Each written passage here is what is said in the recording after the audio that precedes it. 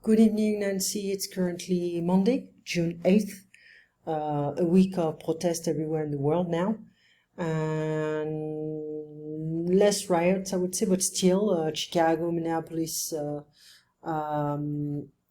Minnesota, a lot of states, a lot of cities with a lot of violence. But I would say, it's getting weaker. Okay. So anyway, this is what I was trying to show you, but it disappeared. So there you go. So yeah, so I have my new computer, so I'm not gonna have any problems with Google Hangouts anymore, so that's good. And let's take a look at, okay, so to riot is the action, a riot is the event, looter, the person to loot, the curfew. So police brutality in the US as being a controversial topic for a lot of people. It's quite, you have to be careful who you talk to, because some people can feel offended if you criticize the police, because they are under the impression the police is here to serve and protect, which is not always the case. Seems like, well, I've never met a good cop. And,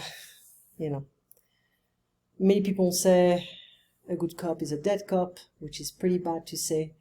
I don't want to attract any problems. My uncle was himself a cop in Paris, never really had great relationship with him. So I would say it's just a matter of, there are always bad people everywhere. But anyway, so the police in UK compared to the US, seems like, it's the same everywhere, but the violence can be very strong in some places like America. Okay. We have also police brutality in Europe and racism. Most of the cops in France are more like Republicans, even though they don't belong to this world. They feel like being a cop is just a privilege, and they are here to serve and protect. My uncle, when he was a cop in Paris, he was scaring every business owner. It was just like, you want my protection? Well, you need to pay, okay? Well, if you don't pay, well, it's going to be too bad for you. I may check, send some inspectors and make sure, that your restaurant can be shut down. So many people were scared of him or pissed at him. So he had a bad reputation. Anyways, that was my uncle. He's still a bit like that. So I don't have a good image of cops in general. The pepper spray, lacrymo, the tear gas as well, the tear gas, pepper spray. So the Black Lives Matter, some people say the Blue Lives Matter. I'm not really into that, but USA crime statistics 2015. Well, blacks killed by whites, 2%. I have to check also to have like a background check of this stuff. So blacks killed by police, 1%. I disagree. I really disagree. Whites killed by police, 3%. White killed by whites, whites killed by blacks. Okay. I don't really agree with that, but I have to check who did that. Okay. It's always a matter of checking the background and the sources. So in November, we have the presidential elections, okay? So the public opinion, the establishment, meaning all the media, newspapers, journalists, well, if they are well paid by the Republican Party, they may tell you, well, you should vote Donald Trump, whatever. I'll be very curious to see how they're going to manipulate the media and the masses. The masses is everyone, okay, all the people. So we have Joe Biden having an advantage in this election. It's not very difficult, it's quite catastrophic what Donald Trump has been doing so far. But is it a way you know, with all the protests, everything, is it a way to destroy Donald Trump and making, look like a loser, an elitist, a racist? Maybe, maybe not. Who knows? The dirty tricks of the news in general is to make us feed their opinions. They are like marketing, the same. It's some kind of a marketing plot. It's like, let them think that way. Okay? And it's going to be a brainwashing. They wash your brain with bad news, fake news, and all this stuff to make you emotional and react. They feed us news, fake news. So, what do you think of the relationship between China and America? Well, I got on the phone with Katie. She's from Hong Kong. She works in Dubai. She's gonna go back to Hong Kong actually in June. And because they cut her salary by 75%, so she cannot stay in Dubai. She has to go back to Hong Kong. And she works in the banking industry, and she is not protected as well. So anyway, and she told me, we're talking about the relationship between Hong Kong and Beijing, and she said, no matter what, I'm expecting that Hong Kong to be swallowed by Beijing. And she said, I need to find a way to get another passport, another citizenship. And I said, why not having the British one? And she said, well, I have to stay like for 6 years or 8 years, I don't remember, in England, and I can have access to this passport. So anyway, but now the relationship between China and US, the relationship is bad. Always been bad. But many people are saying, well, now they may have a retaliation from China. Because I don't remember where I saw that. But I was reading, it's like Google News or something like that. And let me check here, Google News. And they were talking about China, and maybe it's here, yeah. And they were saying that America is trying to boycott some stuff. They were talking about Huawei, and let me check here. Can't find it now anymore. But anyway, they were talking about that, and it seems like they want to create something. They want to limit access to some businesses from China and America. Okay. So, Hong Kong just wants to be and stay peaceful. Beijing doesn't care about its people or anybody. That's true. In France right now, before the COVID-19, we had a huge protest for months and months and months. I think it started last year. It lasted for many, many months. And this is, the movement was called les Gilets jaunes. It's like the yellow vests, jackets. And they didn't destroy l'Arc de Triomphe, okay? It's where you have the unknown soldier, le soldat inconnu.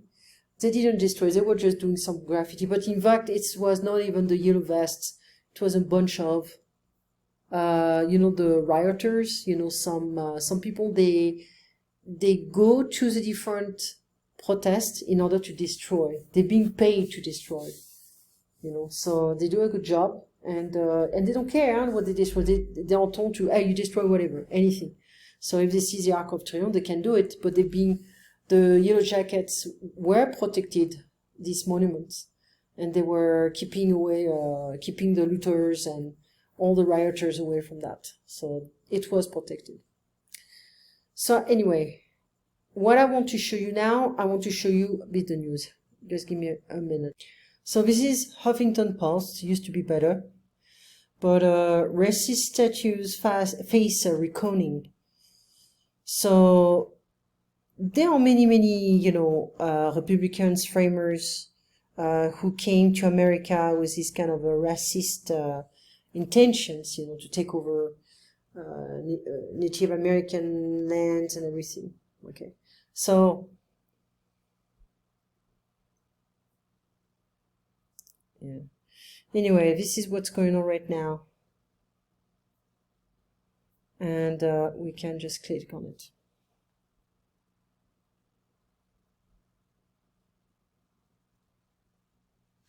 The fall of America's monuments to racism. You can see quickly. I want to play.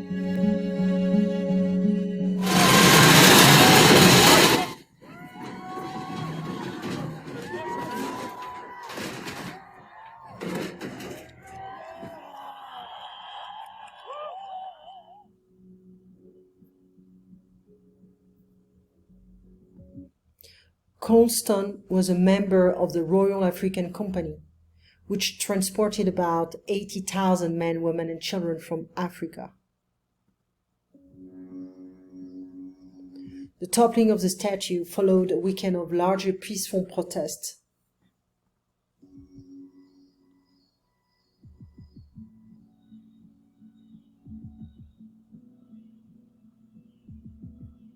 Danbury, Scotland, Ireland, Wales, UK, Manchester. But after some demonstrators clashed with police, Prime Minister Boris, so it's in England, tweeted that they had been subverted by thuggers. The thug is like looters, rioters, hooligans.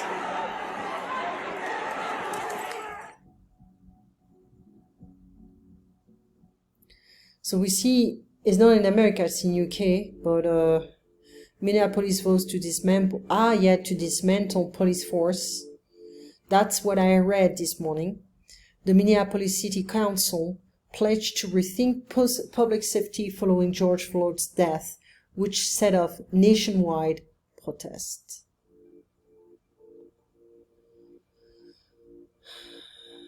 Decades of police reform efforts have proved that the Minneapolis police department cannot be reformed and will never be accountable for its action. We are here today to begin the process of ending the police department and creating a new transformative model for cultivating safety in our city.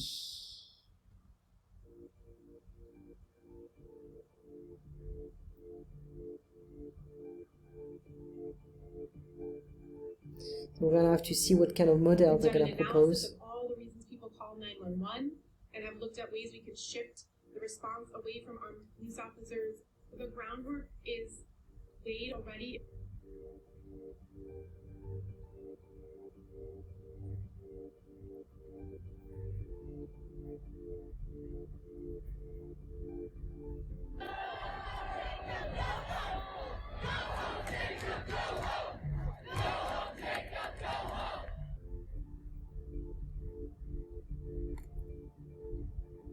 The mayor of Minneapolis.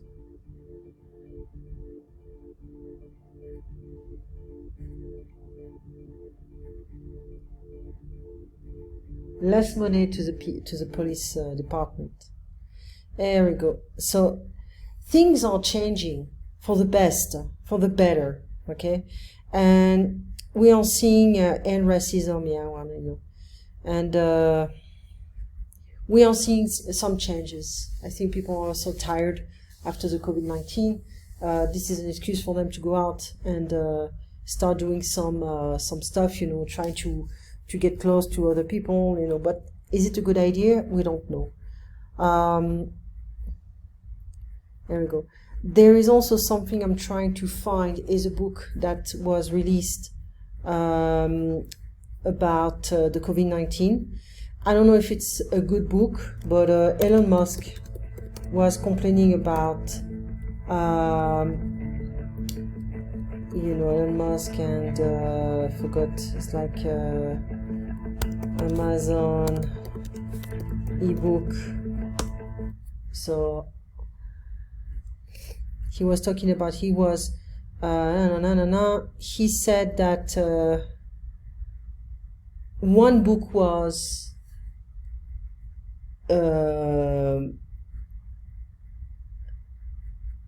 banned from Amazon because it was talking about the coronavirus pandemic, and the name of